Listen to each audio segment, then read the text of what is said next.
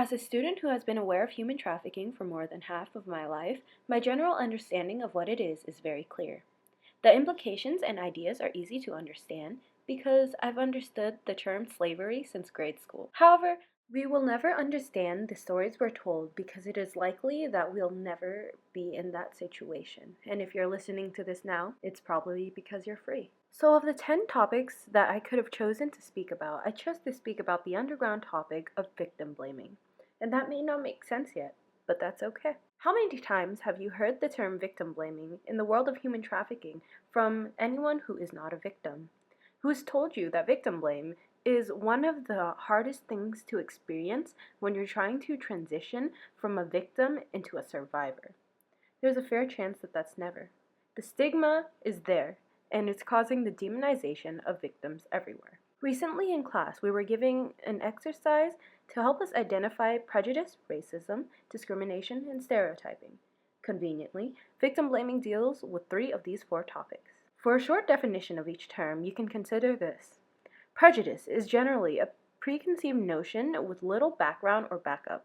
Racism is a prejudice of a group with certain physical traits and typically refers to ethnic groups.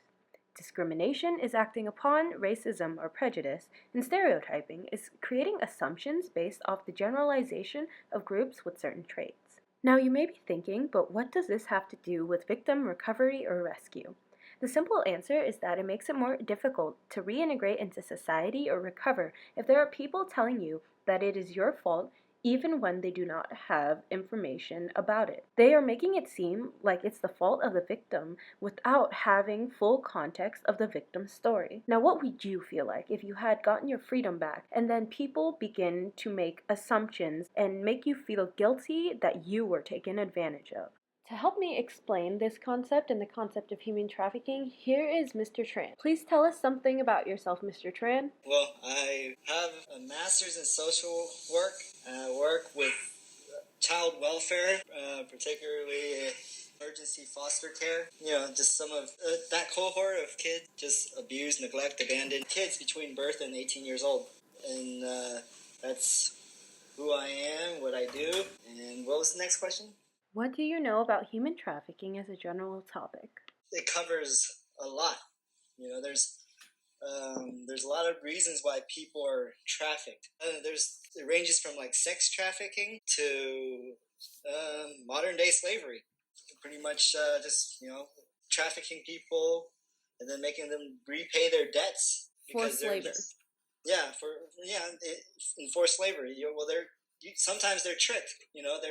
They're saying, okay, you could get a better life. Usually they're from poor countries or poor and vulnerable people. They're the most vulnerable people that get human trafficked. The most vulnerable people, and that includes kids, which are in fact, are the most impoverished cohort in the world. Pretty much, kids are there's more kids in poverty than any other cohort of people that you can think of, whether that be race, sex, or gender, or whatever, nationality, ethnicity. But usually they are poor, very vulnerable people that become human trafficked. And sometimes they're tricked. They're saying you can get a better life in this other place. That's why people are lured to it, and then it becomes something that they are find themselves kind of stuck in and miserable and forced into stuff that they wouldn't particularly want to do. For that promise, whatever it is, money, a better life, security.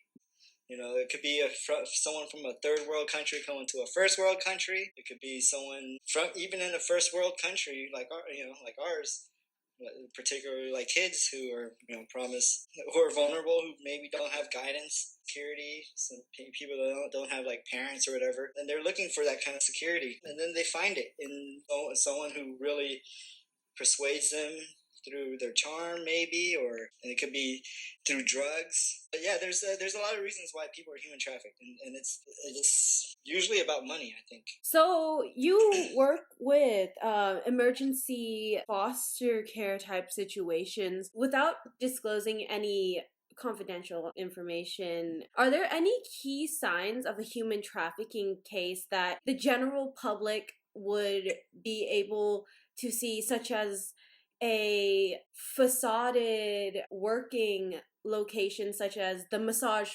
parlors that pop up once in a while that have foreigners working there for particularly low prices, if you understand what I'm trying to explain. Is there anything around that for children in particular?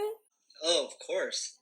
Children probably are the most vulnerable group, and they are, especially those who do not have proper guidance, parenting, that kind of security or stable security in their lives. So they'll attach on to maybe someone older, and they'll pretty much follow them.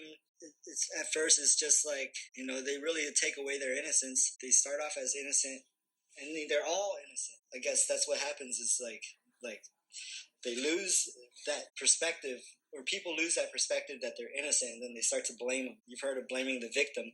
So children, definitely in America, from my experience, I've seen kids who they'll be, especially in the foster care system, where their parents are not there, or they grew up in abuse, or they're abandoned or neglected, and then they'll from that abandonment and neglect, they'll find that they strive to find some security, and then they find it in really not so good choices, people like that they hang out with, or it just becomes, it's like fun for them at first, and then it becomes like they get themselves wrapped up into maybe drugs, then they get and then sex, and then prostitution. It's not like a slippery slope where that's like the formula and that'll happen all the time. Particularly, that's with kids. The human trafficking it happens with all age groups. I mean, like I said earlier, with the poor people back in the '90s, the garment industry. I don't know if you ever heard of that, but the garment industry here in California, particularly, they attracted a lot of low-wage people from third world countries, particularly like Southeast Asian countries, where they're working for very, very low wages. I mean, these are slavery standard type environments. Slave environments. They're pretty much given a visa to come over to America, but then they have to pay that back, their debt, because the visa. Well, they get that ticket to come over here and they say you can get a better life. They get told that, but then they find themselves within an industry that they can't get out of because they're constantly paying back their debt, probably upon interest as well. That's it. I guess that was kind of like maybe a tangent example, because I guess what we're talking about was minors and youth. But what are the signs? But like I said, it's abandonment, it's neglect, abuse, that kind of family, that's the kind of household, and it's not unstable families, and drugs, and then money, but it's yeah. So those are the types of signs.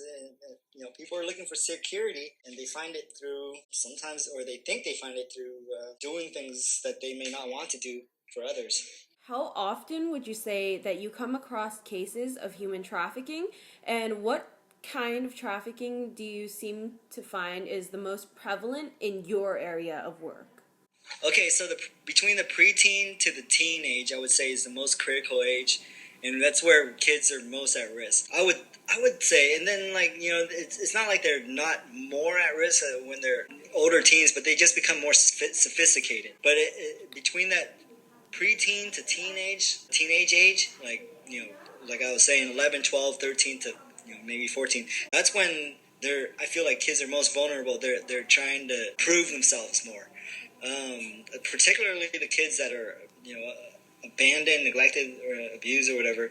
That's the type. They've had this type of mentality where they want to prove themselves, and by doing that, it's particularly to their peers, because if they can't, they're particularly the abandoned, neglected, abused kids, the foster kids that I've seen. Yeah, that's the critical age. Most of the kids I've seen that, I hate to say in the most general term, but go bad, and get going, spiral down into drugs and pretty much antisocial behaviors. I think that's the age where I've seen the most at risk behaviors. So do you think there is a stigma on human trafficking victims, and especially children at this age group that you're talking about? Yeah, I think so. In a way, there is. I mean, I was trained, through my education, to have a little more empathy for those types of kids and kind of understand what they're going through. But I mean, that's just me and my education. That's what it kind of revealed to me.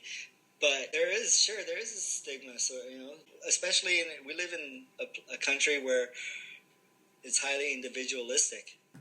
So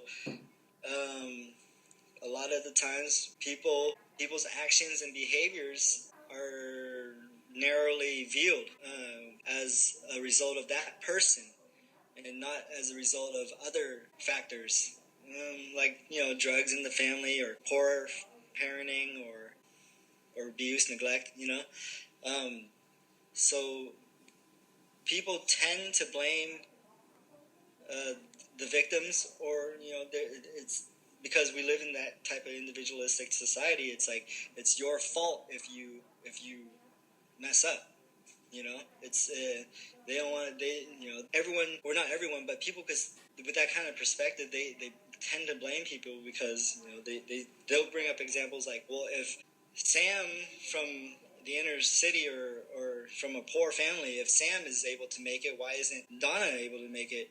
Why did she become like that? It must be her fault since she became a prostitute at a young age, and that is the stigma right there. How do you think the stigma will affect the victim in terms of their rehabilitation and their recovery process? Well, for young folks, it's definitely more difficult, particularly the kids that are, as I said earlier, about like really out there trying to improve themselves with at-risk behaviors. Definitely, like when they're blamed, when people get blamed for stuff, I'm sure there's some denial at first, but then they internalize it. They say, everyone's looking at me this way, so I'm gonna become it. I'm gonna become more than it. I'm gonna show them that. I mean, I guess there's that perspective. There are really resilient people out there for sure, but then there are negative effects, like people internalizing the stigmas, and that could have very detrimental long-term effects into their adulthood. So, how can we break the stigma, and how do you think society can change in order to, instead of stigmatizing and creating bad images for these victims,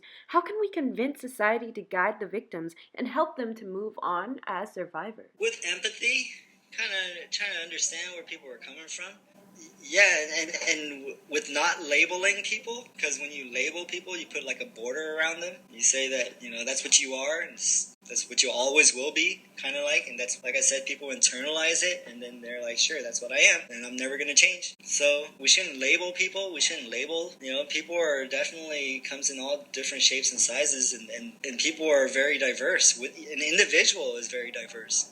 One could have many talents and skills, and just to look at them as one thing is probably not is probably not helpful. It's not helpful for them. So that's pretty much what stigmatizing is you're labeling it. You're giving a label upon something. And people that are vulnerable, who might not know better, they're gonna internalize it. Thank you, Mr. Tran, and we'll be back right after this commercial break.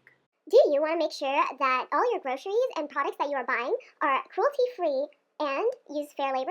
Well, worry no more. Come to the market across the street. Yes, that's our name, Lo. For some organic and fair trade items, come to your local market today. Thank you. Continuing where Mr. Tran left off, there are already many mental and physical barriers associated with traumatic experiences that need to be climbed over in order for a person to heal. As mentioned in the blog, victims seem to need to be perfect in order to be considered victim. In something like sex trafficking, this is easily seen in society because it involves rape, and rape cases often demonize victims. In labor cases, it occurs less often because people seem to naturally assume that any or all labor trafficking victims are forced, kidnapped, or tricked into their position. This isn't going to be an easy problem to solve. We'll need to change the mentality of the world in order to see any sliver of difference, because in order to help these victims, we need to fix the mentality that the victim is at fault and they're criminal. However, with the way politics is going right now, victim blaming will be easier than before. All in all, the point is society needs to accept that it's not necessarily the victim's fault that they were sucked into this situation. We should be able to move past that in order to help